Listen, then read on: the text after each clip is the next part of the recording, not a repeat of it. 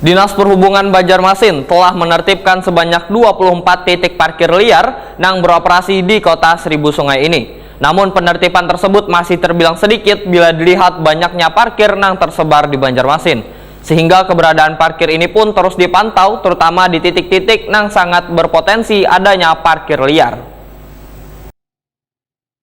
Dinas Perhubungan Banjarmasin telah menertibkan sebanyak 24 titik parkir liar yang beroperasi di kota Seribu Sungai ini. Namun penertiban tersebut masih terbilang sedikit bila dilihat banyaknya parkir yang tersebar di Banjarmasin. Sehingga keberadaan parkir ini pun terus dipantau, terutama di titik-titik yang sangat berpotensi adanya parkir liar. Demikian dipadahkan Kepala Dinas Perhubungan Banjarmasin, Slamet Begjo, Waetakoni Prima TV Baisukan Sabtu 4 Maret 2023. Slamet Begjo mengakui sulitnya membedakan parkir resmi wan parkir liar, lantaran bubuhan pengelola yang memiliki lahan resmi kadang melengkapi petugasnya dengan atribut nang kaya rompi atau tanda pengenal. Sementara atribut resmi nang kaya rompi bagi pengelola parkir atau juru parkir sudah dibantu Dinas Perhubungan Banjarmasin, nang saban tahun berbeda-beda warnanya.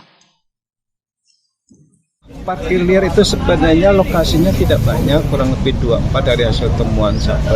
Tetapi kita lakukan pengawasan di titik-titik yang memang notabene ada parkir liar. Jadi kita lakukan beberapa lokasi itu oleh teman-teman kita untuk melakukan pengawasan.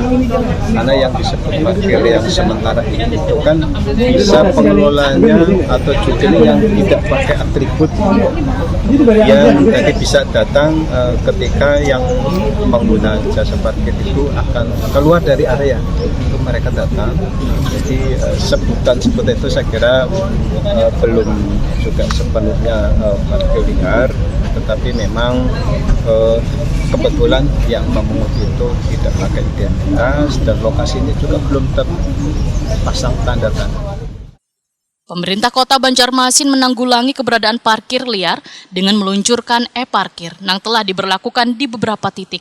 Keberadaan aplikasi e-parkir membuat pengelolaan parkir akan lebih transparan hingga berdampak pada peningkatan PAD Banjarmasin.